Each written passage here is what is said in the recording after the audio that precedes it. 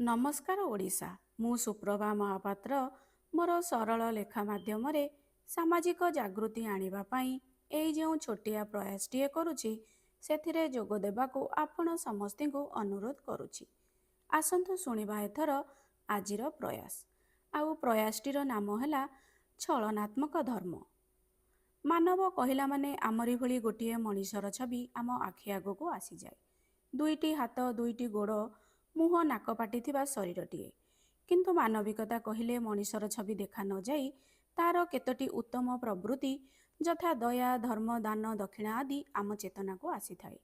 ଏହିସବୁ ପ୍ରବୃତ୍ତି କେତେକ ମନୁଷ୍ୟଙ୍କ ପାଇଁ ଜନ୍ମଗତ ହୋଇଥିଲା ବେଳେ ଆଉ କେତେକଙ୍କ ପାଇଁ ଶିକ୍ଷାଗତ ହୋଇଥାଏ। ଉତ୍ତମ ପରିବେଶ ଭିତରେ ନିଜର ଅଜ୍ଞାତରେ ଏହିସବୁ ପ୍ରବୃତ୍ତିକୁ ମଣିଷଟିଏ ନିଜ ଭିତରେ କେତେବେଳେ ସମାହିତ କରିଦିଏ ସେ ନିଜେ ବି ଜାଣିପାରିନଥାଏ।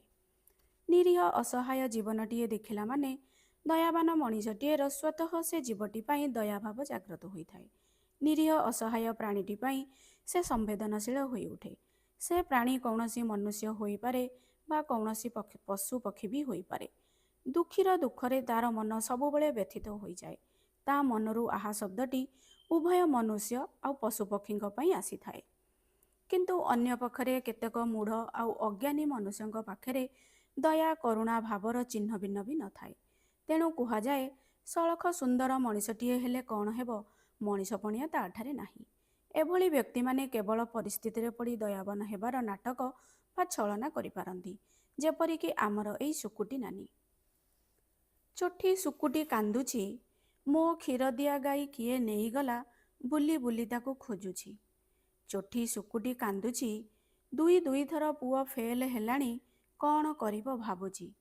ଚୋଠି ସୁକୁଟି କାନ୍ଦୁଛି, କିଏ ନେଇଗଲା ବାରି କାନ୍ଧିଆମ, କାଟ ବାଛ ସିଏ କରୁଛି। ଚୋଠି ସୁକୁଟି କାନ୍ଦୁଛି, ପୋଖରୀ ତୁଠରେ ଗୋଡ଼ ଖସିଗଲା, ଅଟୋରେ ବସି ଡାକ୍ତରଖାନା ଏବେ ଯାଉଛି। ଚୋଠି ସୁକୁଟି କାନ୍ଦୁଛି, କପାଳକୁ ତାର ନିନ୍ଦୁଛି। ଘର ବୁଡ଼ି ପାଣି ଆଣ୍ଠିଏ ହେଲାଣି, ଜ୍ୟୋତିଷ ପାଖକୁ ଯିବ ସ୍ଥିର କରିଛି। ଚୋଠି ସୁକୁଟି ଦାନ ପୁଣ୍ୟ ଏବେ କରୁଛି, ସକାଳୁ ସକାଳୁ କାଉ ପାରାଙ୍କୁ ଖାଇବାକୁ ସିଏ ଦେଉଛି। ଚୋଠି ସୁକୁଟି ଦାନ ପୁଣ୍ୟ ଏବେ କରୁଛି, ସକାଳୁ ସକାଳୁ କୁକୁରମାନଙ୍କୁ ରୁଟି ଖାଇବାକୁ ଦେଉଛି। ଚୋଠି ସୁକୁଟି ଦାନ ପୁଣ୍ୟ ଏବେ କରୁଛି, ସକାଳୁ ସକାଳୁ ବୁଲା ଗାଈଙ୍କୁ ଚାରା ଖାଇବାକୁ ଦେଉଛି। ଚୋଠି ସୁକୁଟି ଦାନ ପୁଣ୍ୟ ଏବେ କରୁଛି, ପୂଜା ପର୍ବରେ ମନ୍ଦିର ବାହାରେ ଭିକାରୀଙ୍କୁ ଦାନ ଦେଉଛି।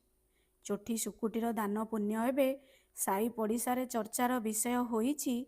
ସେ ଯାହା ହେଉନା କାହିଁକି ନାକୁଆ ପଣ୍ଡିତ ପରାମର୍ଶ ମନ୍ତ୍ରେ ପଶୁ ପକ୍ଷୀଙ୍କୁ ଖାଇବାକୁ ତ ଟିକେ ମିଳୁଛି।